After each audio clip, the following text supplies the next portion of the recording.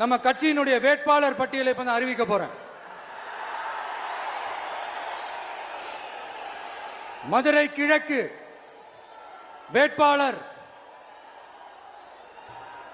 விஜய்.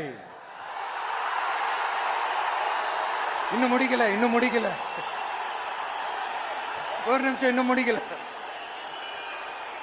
மதுரை மேற்கு வேட்பாளர் விஜய்.